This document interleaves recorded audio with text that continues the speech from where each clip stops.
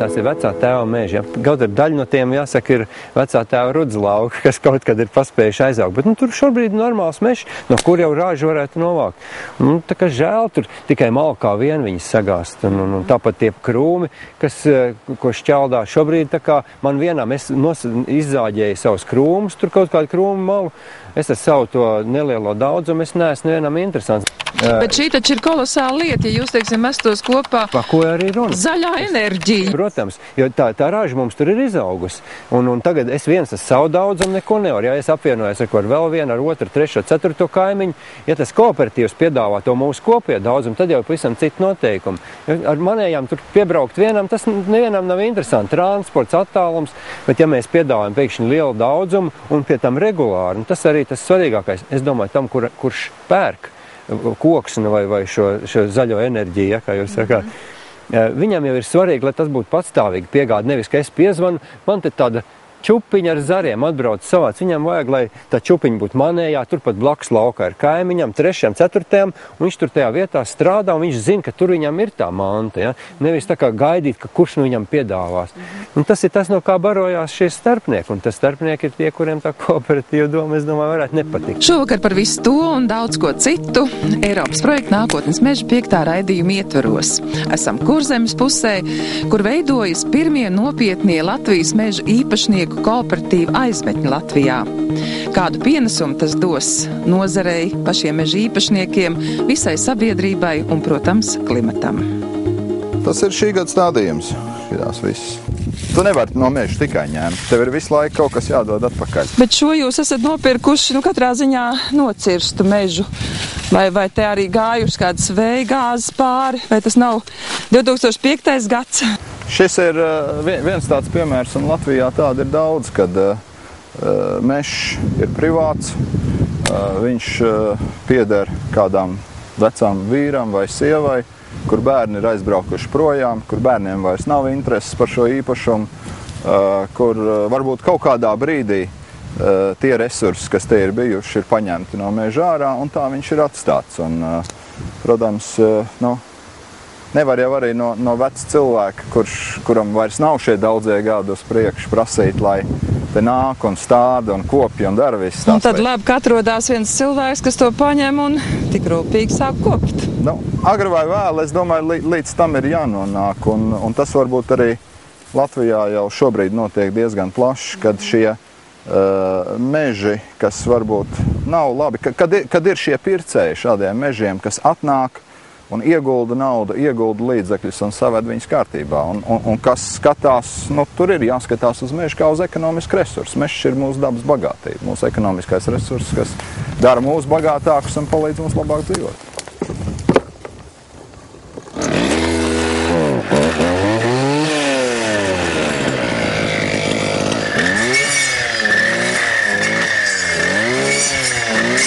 Es tā skatījos, ka jūs te pats pļaujat, pats svīstat, pats daraties.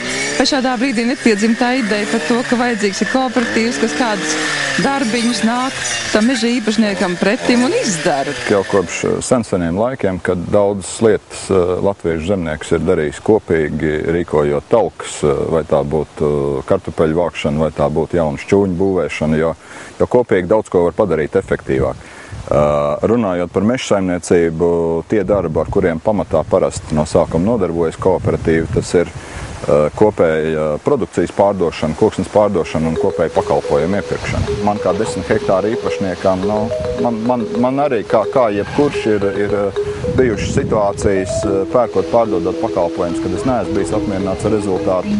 Un tad pastāv šī alternatīva, ka mēs sanākam kopā, mēs izveidojam uzņēmumu, kas pieder pašiem meža īpašniekiem, pakāpeniski audzējam viņu par lielu uzņēmumu, un tad caur šo uzņēmumu, kas strādā mūsu interesēs, vai nevis kāda cita akcionāra interesēs, bet mūsu interesēs, pārdodam šo koksni un pērkam pakalpojumus. Tā ir ekonomiska loģika, kad mēs cita ceļa jau nav, kā kļūt par lielo spēlētāju un saņemt vienmēr 100% godīgu attieksmi no tirgus partneriem. Interesanti ir tas, ka kooperatīvi viņi visvairāk ir attīstījušies tieši Skandināvijā, mūsu ziemeļkaimiņos, un mentalitātes tur nebūtu nav vieglākas kā mūsējās. Jā, piekrīt. Tas, kad latvietis būtu kaut kā nolemts nekooperācijai, ja? Tas arī absolūti tā nav taisnība, jo mēs jau šodien redzam ļoti labs piemērs lauksaimniecības pusē, kur ir savā laikā bijis šis valsts atbalsts. Tas, ko mēs šeit gribam izdarīt, ir varbūt pasteikties drusku pa priekšu valsts atbalstam, jo tas pamats jau ir meža īpašnieka interesi. Meža īpašnieka interesē ir jābūt kooperēties, ir jābūt nākt kopā un strādāt. Mēs sāksim ar tām elementārām lietām, ar ko nodarbojās visi kooperatīvi, kas ir koksnes tirdzniecība pakalpojumu iepirkšana. Kā tas tālāk attīstīsies un izaugs, to rādīs laiks.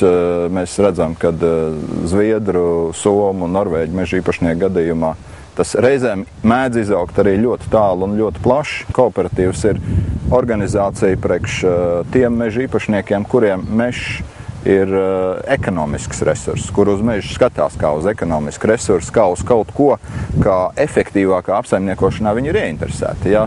Un tas pārliecināšanas darbs, tas iestrādes darbs, lai šis kooperatīvs tā pamazām rastos, bija vajadzīgs liels? Jā, pie tā ir strādāts. Jā. Mēs jau šobrīd esam izveidojuši savu internetu mājaslapu, kas ir www.mežsaimnieks.lv. Viņi šodien ir pieejami. Viņi katru dienu skatās kādu 3 līdz 5 cilvēki, kādreiz pat pār pa 10. Un cilvēks kaut kas aizved līdz tai lapai. Jā. Mēs jau arī savā ziņā mazliet skatāmies uz to kā tādu mēru instrumentu, paskatīties, cik Latvijas sabiedrībai vispār šis kooperācijas jautājums ir interesants. Skaidrs, ka tas, pie kā mēs strādāsim, tas jau nebūs tikai Alsungai, vai ne? Mums tas ir jāiet daudz plašāk. Kooperatīvs, sevišķi meža īpašnieku kooperatīvi, viņiem ir, to mēs redzam arī citur pasaulē, viņiem ir jāietver diezgan liela masa. Kas varbūt ir tas, kas to cilvēku visvairāk atturas, no kā viņš tā vispiesardzīgākais ir? Līdzīgi kā banka bizness, arī kooperācija, tas ir uzticības bizness, un tev ir jāiekaro šī uzticība, un tev ir jāpārliecina, kad tiešām šie cilvēki, kas šeit ir, viņiem var uzticēt savu mežu, viņiem var uzticēt savu naudu, viņi rīt nekur nepazudīs, vai ne, viņi strādās tavās interesēs. Un pie tā ir mērķiecīgi jāstrādā, tas jau nav tik vienkārši. Un šodien, kad mums vēl nav fiziski, tu nevar aiziet un aptaustīt to kooperatīvu, viņš vēl ir tikai galvās. Ja? Tas ir bišķīt grūtāk, tad, kad viņš jau būs fiziski, tad tas jau paliks vieglāk, tad, kad mēs būsim pusgadu nostrādājuši, tad tas būs pavisam viegli, es domāju, ja mēs būsim labi strādājuši un sev labi parādījuši. Tas ir ceļš, kas ir ejams. Ko vēl mēs iegūsim caur šo kooperatīvu? Labi, es saprotu tās lietas, kas skar varbūt biznesu, bet ja mēs runājam par meža kvalitāti, cik jūs pusē ir šie labi koptie meži, cik ir tāda meža, kas kliedz pēc saimnieka rokas un uzmanības? Ir veikta viena tāda meža īpašnieka aptauja, statistiski uzņēmumi, kas ar to nodarbojās, kāds viņam bija pasūtījis. Un viens no secinājumiem bija, ka 20% no aptaujātajiem meža īpašniekiem, es nezinu, kā viņus atlasīja, bet 20% viņi tā īsti nezina, vai viņa mežā vajag kaut ko darīt, vai nevajag kaut ko darīt, un vai tur ir kaut kas, vai tur ir jāiet iekšā, vai nav jāiet iekšā. Un šāda veida meži, kur meža īpašnieks, viņam nav tā īsta vīzija, viņam varbūt nav tās zināšanas, viņi Latvijā ir diezgan daudz privātajā sektorā. Un kooperatīva interese jau ir iesaistīt biedrus, kas grib mežā strādāt, kas skatās uz mežu kā ekonomisku resursu, un jo labāk biedru meži tiks apsaimniekot, jo labāk ir kooperatīvam, jo vairāk koksnes nāks ārā no mežiem, vairāk pakalpojumu tiks pirkt uz mežu kopšanu, atjaunošanu, stādīšanu. Ir rēķināts savā laikā, ka 40 hektāri labi apsaimniekot saimniecisku mežu šai valstī dod vienu darba vietu. Neapsaimniekots mežs nedod darbvietas. Ja? Protams, darbvietas dažādās jomās, vai tā būtu stādīšana, vai tā būtu kopšana, vai tā būtu transports, zāģēšana, pārstrāde, tālāk kokzāģētavā, finieru fabrikā, ostā, kraušana un tā tālāk. Tas viss dod darbvietas. Un, protams, kad šī ekonomiskā aktivitāte, šīs darba vietas, viņas palielina mūsu iekšzemes koproduktu, viņas nodrošina labu stabilitāti, viņas ļauj mums visiem labāk dzīvot. Nu, reku, te jau ir taisni manējais malkas mežs. Es arī tagad tiešām nokautu šos kokus, sadzāģēju viņu burtiski pēc mēneša ir jau savs. Man ir 25 hektāri, kas ir uz papīra, bet daļa no tā nav tāda īsta saimnieciska meža teritorija.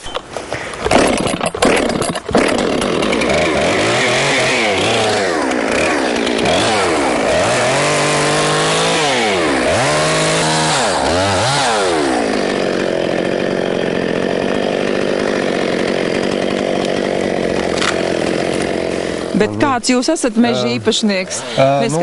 Nezinu, priekš Francijas es esmu, nenormāli plantators, bet Latvijas mērogiem es domāju kaut kas vidējs. Bet es jautāju, cik jūs esat labs meža īpašnieks? Es esmu, es neesmu ļoti liels meža speciālists. Faktiski tas arī viens no iemesliem, kāpēc man vajadzīgs tas kooperatīvs, jo es labprāt uzticētu kaut kādu daļu no meža apsaimniekošanas kādām citām. Un arī man tā saimniekošana, man ir dažādi piedzīvojumi bijuši, ko mēs arī runājam, ka kooperatīvs ir zināmā mērā pasargā tos savus biedrus no tiem starpniekiem, no kā nav pasargāti mazie meža īpašnieki, jo man pašām ir 2 reizes gadījies, kad man tā kā nesamaksā. Jūs nogāžat mežu izstrādāju? Jā, piemēram, ir salīgstam, atbrauc viens uzpircējs, viņam vajag papīrmāku, es nogāžu tur savus bērus, sakrauju, un sāk kristies cenu. Un viņš man saka, nekas, nesteidzies, viss kārtībā. Un es viņam atdodu beigās par 3. daļu cenas, ko es biju rēķinājis. Tas viens, un otrs gadījums bija pēc tā 5. gada vētras, kad mans mežs diezgan nopietni cieta, man nogāza, pamatīgi gabalu, un arī bija viens tāds, kas mācēja. Tad viss mēģināja nogrūst, meklēja, kur dabūt projām. Un viens bija tāds, kas mācēja nodot. Šiverēt, jā. Šiverēt. Bet beigās sanāca tā, ka tie, kam viņš deva, tie nesamaksāja viņam, viņš nesamaksāja tiem, kas piegādāja, tad daudz, kas tajā reizē iekrita. Pēdējā brīdī, paldies Dievam, es attapos, un pēdējos baļķus neatdevu viņam un sazāģēju dēļos, kas man noderēja mājās celtniecībā. Tas bija visgudrākais tas gājiens, jā. Jā, bet pēc tāda, teiksim, meža, kas ir izstrādāts, vēl viņš ir jāstāda. Ar ko jūs esat apstādījuši šobrīd savu mežu? Kā jums šai jomā iet? Es esmu no tiem, kurš ļauj, lai mežs stādās pats. Es tiešām esmu stādījis, mazliet dabūju no Grigorija, tur man viņš iedeva dažus spriežu ietver stādes, piestādīja tādas tukšās vietas vienā jaunaudzē, kas bija pat izveidojusies. Bet jūs pats atzīstat, ka jums pietrūk šīs zināšanas. Loģiski, ka mežs prasa ļoti gudru saprašanu, vai ne? Nav tā, ka aug pats par sevi. Ja tu gribi no tā meža gūt, tad tev arī viņā gudri ir jāieliek. Man pietrūkst tā padoma. Man arī, godīgi sakot, nav laika vienmēr tajā mežā grozīties, labi, es malku savācu sev. Es tiešām labprāt uzticētu to meža apkopšanu, par saprātīgu cenu, kooperatīvam. Varbūt tas tā, es ceru, ka viņš neklausās, jā. Vispār ir tā, ka lietas, kurām Grigorijs pieķerās, tās parasti izdodas. Un šoreiz man arī tāda ticība, ka ja viņš tur tajā visā ir iekšā, ka tur diezgan droši, ka tas arī tiks īstenots. Man liekas, ka latvieši ir tādi taupīgi cilvēki, kas tā izmanto tās dabas veltes. Mums, teiksim, šobrīd kolēģi ir aizbraukusi uz Norvēģiju, un viņi sūta ziņu, ka viņi tur sēņo. Tas tāds pārsteigums, jo cik es zinu, vietējie tur, viņi to savu resursu neizmanto. Un aizbrauc latvietis viens un arī iet ar pa mežu. Bērnībā tas, kas laukos audzes, tas jau tā dabīga lieta, jā. Un ir tā, ka es nezinu, kaut kāds vecums tāds tuvojās, bet, tie, kam tas darbs ir tāds sēdošs un tais telpās, tad tai mežā tas gaiss, viss tā, tu izstaigājies un tas jau nav kā darbs, tā jau ir atpūta. Sālpojies, vai ne? Un ja vēl kaut kas garšīgs no tā sanāk. Grigori, jūsu meža redz ļoti bagāti, ja? Sēņotāji pilniem groziem, tā kā mežam šī funkcija dod cilvēkam to prieku un arī to veselību un to apkārtējo klimatu. Kā jūs uz šīm lietām skatāties? Daudz tiek runāts, protams, par CO2 emisijām, par to, ka mums klimats mainās un vētras ir lielākas un gada laiki nav tādi, kādi ir bijuši kādreiz. Mežs nenoliedzami ir viens no tiem, kas šo oglekli piesaist un šo CO2 atmosfērā spēj samazināt. kopts un nekopts mežs, ja mēs varam salīdzināt šīs divas lietas, tad, protams, koptā mežā tur būs vairāk koksnes un līdz ar to vairāk CO2 būs piesaistīts. Jo vairāk, jo straujāk augošs ir mežs, jo viņš vairāk piesaist no atmosfēras šo CO2 un ja šī koksne pēc tam viņa tiek kaut kur izmantota celtniecībā, kaut kur tādā vietā, kur šis koks var nostāvēt 100-200 gadus, tad tas ogleklis tur paliks iekšā visus tos 100-200 gadus, viņš tajā atmosfērā atpakaļ nenonāks. Tā vai šitā mēs skatāmies, teiksim, vairāk šo kooperatīvu no šīs te ekonomiskās puses skatījām, bet viss jau ir kopā saistīts. Kopts mežs dod daudz vairāk labumu visās jomās, vai ne? Tieši tā, ja mēs šeit dzīvojam, jūras tuvumā arī pieredzējām 2005. gadā šo diezgan postošo vētru. Sevišķi šeit, kur rietum Kurzemes Pauguraina, kur vējš, kā viņš virs jūras ieskrienās, tad te viņš atdurās, tad tie meži, kas bija dažādu vecumu struktūru, viņi daudz vairāk cieta nekā tie, kas bija vairāk viendabīgi un varbūt ciešāki un ar mazākām atstarpēm starp kokiem, kur vējam atkal bija, kur aizķerties un kur ieskrieties. To mēs šeit redzējām. Mežā nekas īsti nenotiek ātri. Jā. Tas, ko pilsētu tuvumā varbūt redz, ir, kad samērā no auglīguma viedokļa priežu mežos apakšā sanāk iekšā lapkoki, kas it kā ir saistīts ar to, kad gaisā ir vairāk šis te piesārņojums un ar nokrišņiem vairāk slāpeklis nonāk zemē, paaugstinās slāpekļa saturs augsnē un līdz ar to lapkoki, viņam šī lieta patīk, viņi nāk iekšā un tur aug. Tādas pārmaiņas, bet tas ir vairāk tuvāk pilsētām, kur kur šis CO2 ir vairāk, kur viss tās izplūdes gāzes. Tieši tā, kur gaiss ir netīrāks. Šeit tālu no pilsētām mēs īpaši tādas pārmaiņas neredzam. Jūs esat meža īpašnieks un arī tagad koka mājas īpašnieks, pa 2 māju īpašnieks. Tā bija pārliecība celt koka māju. Tā ir tāda īpaša sajūta. Pirmkārt ir īpaša sajūta aiziet uz savu mežu pasēņot, jā. Jeb kādu ogu noplūkt. Ir īpaša sajūta dzīvot mājā, kuras sienas ir nākušas no tava meža, kur tu pats varbūt esi to koku nozāģējis. Labi, pēc tam tur meistari ir pielikuši roku, bet kad tas ir kaut kas tāds, tas kaut kur dod to dvēselisko sajūtu tev apkārt. Tas dod to īpašo sajūtu, kad tu dzīvo uz laukiem un tu to vidi sev apkārt veido tā, kā tev. Un kad tu esi labu darbu dabai arī izdarījis, ka tu esi cik tai mājā, tur tās tonnas, tu oglekli varētu būt jau noglabāts. Tad dažas tonnas stāv diezgan droši. Tad vispirms reklāmas teksts.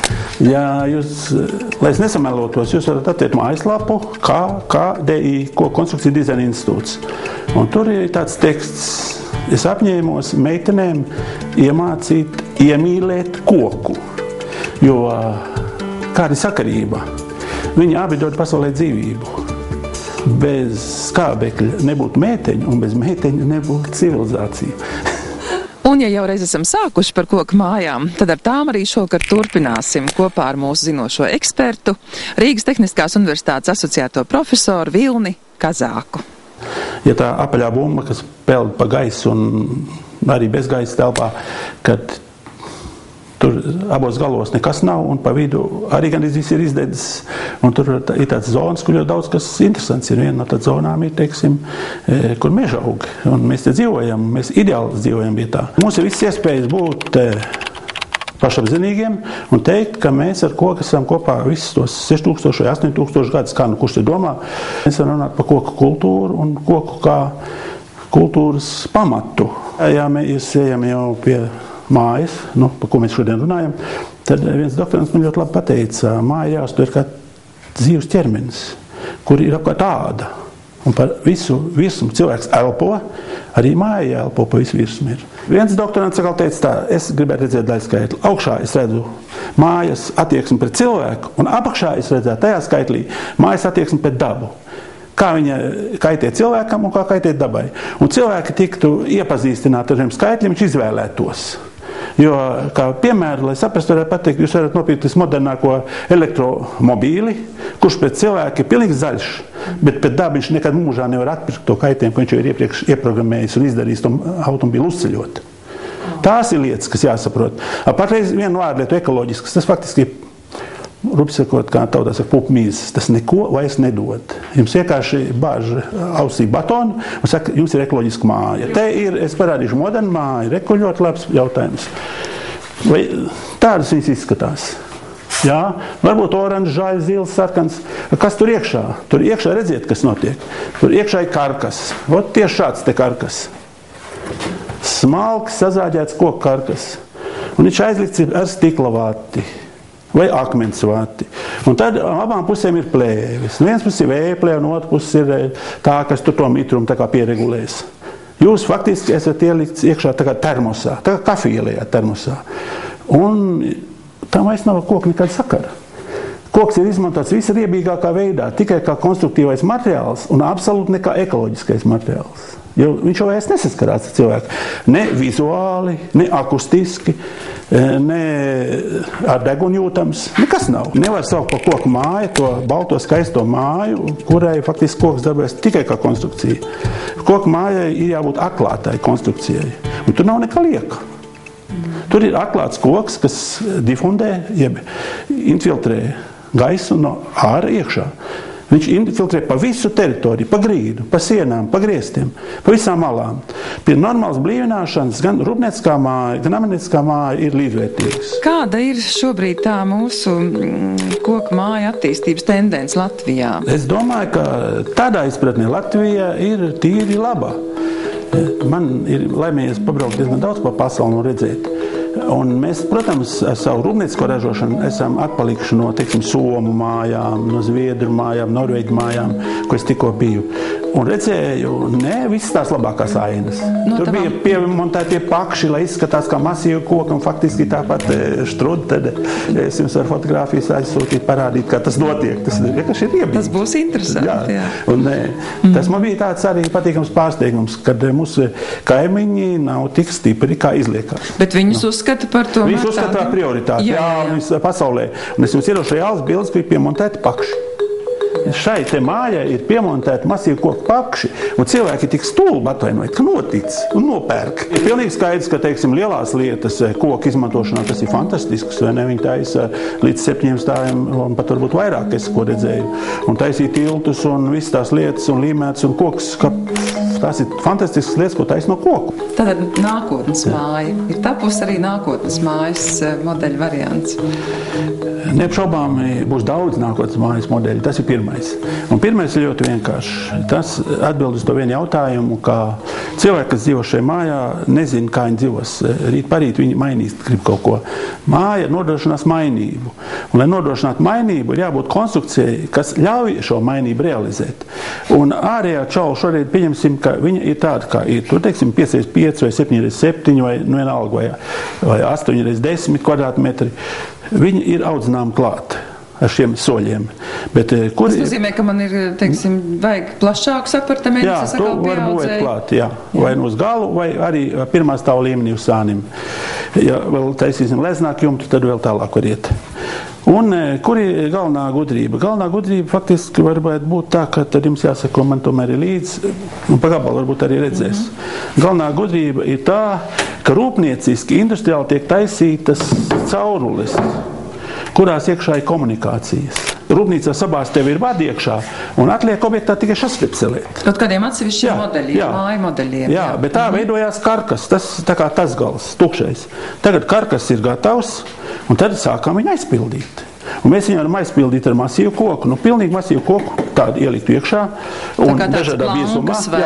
Un viņi varētu arī tur visādi apaļ, un tad ir otrs variants, kā te redzam, kad ir tikai dēlīši ielikt, un pa starpu ber iekšā siltinātāju, kas vienlaicīgi ir arī blīvinātājs. Piemēram, kūdru vai... Jā, kūdru mālu vai keramzītu vai, ko kurš grib. Teiksim, cilvēks ir no sākuma nav naudas, ieber kaut vai, kaut ko ļoti lētu, kaut vai saštapē vecas avīzes iekšā rūpīgi. Kaut kāds siltums būs. Pēc 2 gadu viņš visu maina nost un liek iekšā kaut ko dārgāk, labāk un tā tālāk. Tā kā variācijas gan, ja? Gan es ielieku šeit šo masīvu baļķi, ja? Gan apaļbaļķi var ielikt. Un arī no iekšpuses es varu veidot dažādas izskatus, arī no ārpuses var veidot. To karkasu var samontēt pats būtībā paši var samontēt. Protams, labākie firma to dara. Un arī to aizpildījumu var iztaisīt paši. Tā viena vēl lieta, ko mēs ceram, ka tie cilvēki iegūs to iekšējo telpu, viņi veidojās no lielās koptelpas, kur var satikties un jāsatiekās, jāēd un jārunā un jāskatās caur Skype pasaulē radi un draugi. Tad ir viņa darba vieta, neapšaubām ir darba vieta, kur viņš strādās, jo daudz cilvēku strādās mājās, dažādas darbus. Un aiz tās mēs vēl paredzam tādu nelielu telpu, saucās meditācijas telpa. Tas ir 15 gadu rezultāts. Mēs 15 gadu izstrādājam mērķiecīgi šo lietu jau, un mūsu universitāte dod šīs iespējas, un es domāju, ka mēs esam ļoti, ļoti tuvu, ka mēs varam jau kaut ko celt un Ķīpsalā parādīt paši, kā tas izskatīsies. Runā pa mājas, to klimatu iekšējo, pa lielam tagad, kad moderni saka, ir divas lietas jāievēro. Cik kubikmetru koka veido jūsu telpu? Kubikmetru. Viens rādītājs. Un otrs rādītājs ir, cik virsmas kvadrātmetri nav apdarīti ne ar ko. Jo tie ir tie dzīvjās lietas. Nav tā šūna? Jā, tieši to tā lieta ir. Tā lieta, ko sauc par difūziju. Iesūc, atdod. Tas ir tikpat labi attiecās uz klimatu, kā uz siltumu, tā uz mitrumu un vispārējo, kas tur notiek. Uz smaržām, tā tālāk. Tās ir tās galvenās lietas. Tātad kubatūra un virsmas laukums. Un kā palielināt kubatūru? Ļoti vienkārši, kad jūs liekat iekšā ne tikai tos dēļus, vidū siltinātāji, jūs liekat dēļus un ar iekšējo biezumu, ar apaļumu, ar kaut kādiem skulpturāliem veidojumiem, jūs varat uz iekšu bīdīt kaut pusmetru. Un te jūs varat būt pilnīgi droši, kad jūs dzīvosiet ilgi un laimīgi, kā pasakā. Es neredzu labāku materiālu kā koku, kas varētu izdarīt šīs brīnišķīgos pienesums māju kultūras attīstībā. Ka latviskās mājas, tās, ko mēs pārdodam, būtu maināmas. Tās nebūtu samontētas, neizjaucamas un tā tālāk. Viņas ir izjaucamas. Vienam varbūt pietiek uz otru dārzu stūri aiziet, lai sievsmāte neredz, kas tur notiek. Otram varbūt kaitina vectēvs, bet atkal viņi sanāk kopā. Laikus, miljoniem gadus, kamēr bija koku mājas, lielam klimatam nebija nekāda vaina. Tad, kad sāk parādīties cita tipa mājas, tad arī lielais klimats samaitājās. Es domāju, ka to es varu pārliecināt jebkuru. Kādā veidā pasauli piepildījās ar visādām gāzēm un naftām un tā tālāk. Es nedomāju, ka kāds atgriezīsies vairs cirlaikmetā, bet es domāju, ka patreiz notiek tāda analīze pie mums, kādā veidā mājoklis pazaudēja ekoloģiskumu. Un atkal ieteikumu, kādā veidā mēs varam atgriezt ekoloģiskumu. Ar pārdomām par mājām un vidi, kurā mums visiem gribētos dzīvot, šokar izskan mūsu raidījums. Paldies, ka skatījāties! Nākamreiz tiekamies pēc 2 nedēļām, kad projekta Nākotnes meža pēdējā raidījuma ietvaros stāstīsim par redzēto un dzirdēto Briselē, kur noslēguma konferencē tiksies visas 7 projektā iesaistītās dalībvalstis, tostarp arī Latvija. Uz tikšanos!